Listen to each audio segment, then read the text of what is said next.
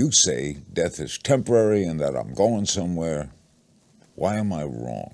Well, actually, the reason the universe exists, from my standpoint, is what we're doing right here now. We're living these lives. The point that I try and make is that we can live these lives better when we realize that we're more than just one little physical incarnation, birth to death. Evan Alexander, un neurocirujano, comparte una transformación extraordinaria en su perspectiva sobre la vida y la conciencia. Muchos pacientes me han contado que, tras un paro cardíaco, se encontraron en lugares impresionantes donde se reunieron, con seres queridos fallecidos. Siempre atribuí estas experiencias a fallos cerebrales. Pero todo cambió cuando caí en coma durante una semana debido a una enfermedad grave, relata. Durante ese tiempo, el cerebro de Alexander estaba prácticamente inactivo. Lo comparo con un televisor desconectado de la corriente. La pantalla se apaga, explica. Sin embargo, a pesar de la falta de actividad cerebral, se encontró inmerso en un mundo extraordinario. Era tan vívido y real que hizo que la vida terrenal pareciera casi insignificante, aunque ahora la valoro mucho más al comprender su profundo significado, reflexiona. Esta experiencia lo llevó a creer que la muerte del cuerpo físico no marca el fin de la conciencia.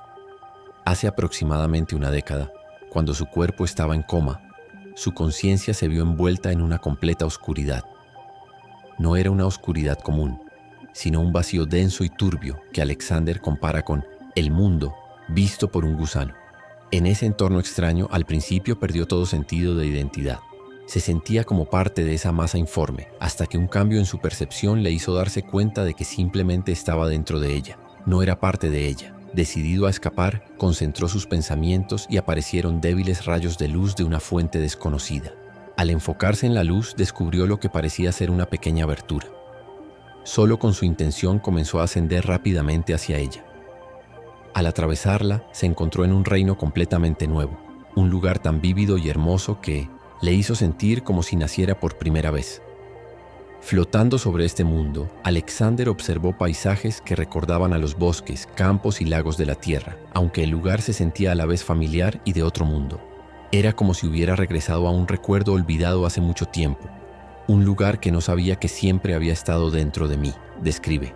Mientras viajaba, vio personas vestidas con ropa sencilla, pero elegante, que armonizaba perfectamente con su entorno. La comunicación no dependía de palabras. La comprensión llegaba como revelaciones profundas e intuitivas. Se sintió envuelto por un amor incondicional y supo que estaba siendo observado, libre de cualquier temor. Sin embargo, también percibió que su tiempo allí era limitado. Finalmente, Alexander se encontró de nuevo en la oscuridad. Fragmentos de su vida terrenal comenzaron a resurgir, al principio de manera desordenada, pero gradualmente se volvieron más claros. Recordó que tenía una familia, aunque no podía recordar sus nombres.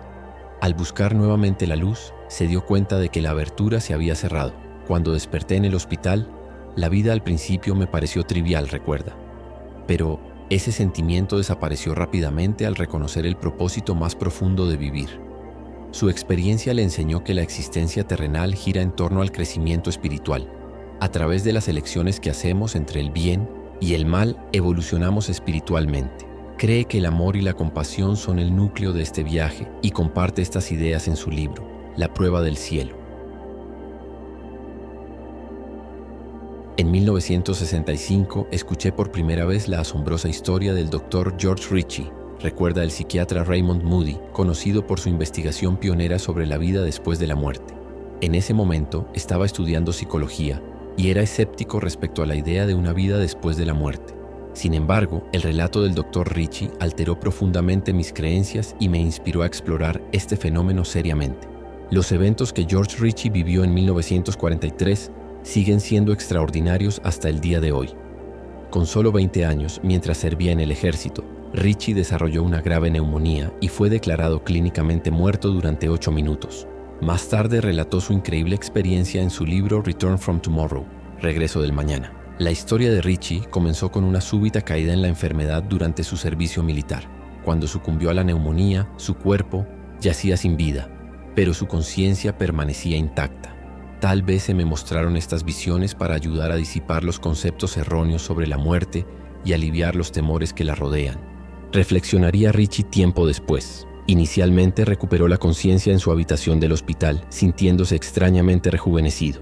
Decidido a informar al personal médico de su recuperación, caminó hacia el pasillo, donde vio a un médico cargando una bandeja de instrumentos. Llamándolo, Richie quedó atónito al darse cuenta de que su voz no era escuchada, y el médico pasó junto a él sin reconocer su presencia. Las cosas tomaron un giro surrealista cuando Richie notó que el médico llevaba un anillo inscrito con 1945. Confundido, comenzó a darse cuenta de que algo extraordinario estaba sucediendo. Abrumado por sentimientos de aislamiento e incertidumbre, pensó en su familia y anheló estar con ellos. En un instante, sus pensamientos parecieron impulsarlo más allá de las paredes del hospital, moviéndose a velocidades increíbles, más rápido de lo que jamás había imaginado. Vi las luces de las ciudades debajo de mí y me sentí atraído hacia ellas, describió Richie más tarde. De repente me encontré en la acera de una ciudad desconocida. Mientras estaba de pie en Saint-Anthony, el frío notó a un hombre ajustándose el abrigo para protegerse.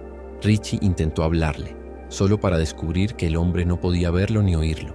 Esta realización, que era invisible, dejó a Richie profundamente desorientado. Incluso si regresaba a casa, entendió que su familia no podría verlo, ni escucharlo. Perdido y solo, decidió regresar al hospital. Una vez allí, intentó interactuar con su cuerpo, tratando de quitar la sábana que lo cubría, pero sus esfuerzos fueron en vano. Mientras luchaba con la confusión y la desesperación, la sala del hospital comenzó a inundarse con una luz brillante y de otro mundo. Al principio pensó que alguien había encendido una lámpara adicional, pero rápidamente se dio cuenta de que la fuente de la luz no era humana. La luminosidad era indescriptible, como si emanara de innumerables chispas de soldadura. Luego, dentro de ese resplandor radiante, apareció un ser hecho completamente de luz frente a él. En ese instante, las paredes del hospital parecieron disolverse, y toda la vida de Richie se desplegó ante él con un detalle vívido, desde sus primeros recuerdos hasta el momento de su muerte. Esta revisión de vida fue solo el comienzo. Richie se encontró transportado a lo que describió como otras dimensiones, reinos por los que las almas viajan después de la muerte. El primero de estos lugares estaba cerca de la tierra, habitados por almas cargadas de soledad, ira y conflictos no resueltos. Richie se refirió a este reino como el Abode of Unhappy Souls, el abode de las almas infelices. Lo que sucedió después en el extraordinario viaje de George Ritchie sigue siendo un poderoso testimonio de los misterios de la vida, la muerte y la posibilidad de algo más allá.